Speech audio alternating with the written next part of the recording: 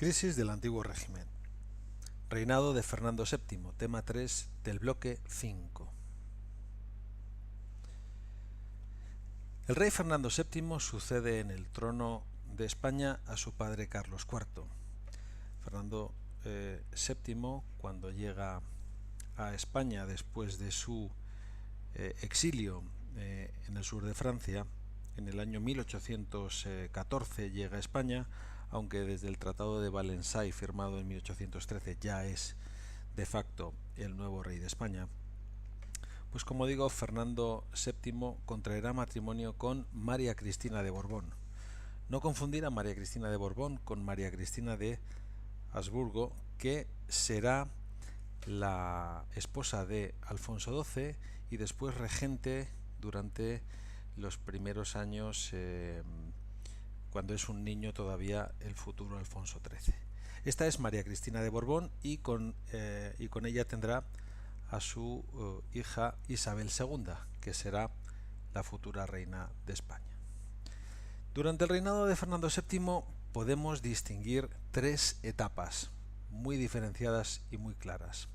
Un primer periodo que va desde 1813, desde que vuelve a ser proclamado rey de España, hasta 1820, en que el monarca vuelve a España y vuelve entre el calor de un pueblo que le recibe entusiasmado. Es Fernando VII el deseado. Incluso en la ciudad de Valencia le van a recibir personas pertenecientes a la corriente absolutista, la más conservadora, y le entregan el denominado Manifiesto de los Persas, en el cual básicamente le dicen al rey: vuelve otra vez al antiguo régimen, vuelve a hacer de este país el que ha sido antes de toda esta ocupación francesa y antes de la propia Revolución Francesa. Lo cierto es que Fernando VII llega a un país que ya es un poquito liberal, es un país donde se ha promulgado la Constitución de Cádiz, pero esa Constitución va en contra de los intereses de un monarca que quiere tener el poder en sus manos. Así que durante este periodo absolutista, durante estos 7 años, lo primero que va a hacer el monarca es hacer caso a esta corriente absolutista, derogar la Constitución de 1812 y restablecer los principios del antiguo régimen. Esto será un gran jarro de agua fría para buena parte de la sociedad española, que esperaba que el monarca llegara para continuar esa monarquía constitucional, pero no para una vuelta a la monarquía absoluta.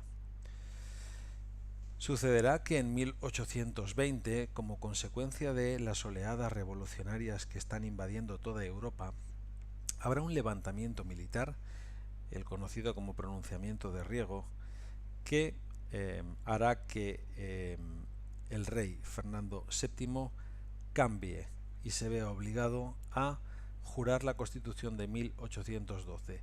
El monarca se ve amenazado por los militares, piensa que puede acabar destronado y cede ante esta presión, aunque en secreto seguirá conspirando para volver al absolutismo.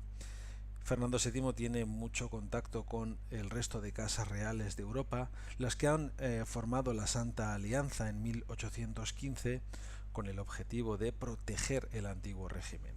Así que a partir de estos contactos consigue que un ejército francés, los denominados 100.000 hijos de San Luis, entren en España en 1823 para devolverle a él de nuevo el poder absoluto. Se conoce el periodo desde 1823 hasta 1833 como la década ominosa. El término básicamente quiere decir que es de nuevo un periodo absolutista, de nuevo vuelve el cierre de periódicos y universidades y es un retroceso en las libertades conseguidas. Durante este periodo además se va a ir consumando la independencia de los virreinatos americanos, que enseguida vamos a pasar a revisar. En América hay que recordar que se han conformado a lo largo de los últimos 3 siglos, desde el XVI hasta el XVIII, y ya con estos comienzos del 19 también, los virreinatos de Nueva España. Nueva España sería Norteamérica, básicamente los Estados Unidos actuales y México, y un poquito de América Central. Nueva Granada, la zona de Colombia, Venezuela. El Perú sería la costa del Pacífico de Chile y Perú actuales, y el Río de la Plata, que engloba pues básicamente Argentina, Uruguay y los países que conforman la Pampa. Bien, pues estos 4 virreinatos poco a poco se van a ir, como digo, independizando. Por dar unas pinceladas de cada uno, decir que el primero, el de Nueva España, empieza a desmembrarse por la independencia de México, que llega en 1821, y por la venta de la parte de la Florida de España a Estados Unidos por el Tratado de Adams-Onís. Hay que decir que lo que hoy conocemos como Estados Unidos de momento son pues las 13 colonias británicas que están en la costa este americana y que de momento poco se parecen al país que después conformarán de este a oeste en Norteamérica. También en 1824 nacerá la República Federal de Centroamérica, poniendo, digamos, también un nuevo país independiente de España. En Nueva Granada, el personaje clave de la independencia será Simón Bolívar, que creará la República de Gran Colombia, con base en Venezuela y Colombia, y a la que se unirá Panamá 2 años más tarde, en 1821. Decir que el virreinato del Perú va a ir tomando distancia de la metrópoli a partir también de un personaje clave que es José de San Martín. Es el general comandante en jefe del ejército de los Andes que logra la independencia de Chile y después que se declare la República de Perú. Y finalmente, en el Río de la Plata, en 1810 ya había sido destituido el virrey Baltasar Hidalgo de Cisneros, y enseguida se independizará la República del Paraguay y una serie de provincias unidas tomarán el nombre de Argentina.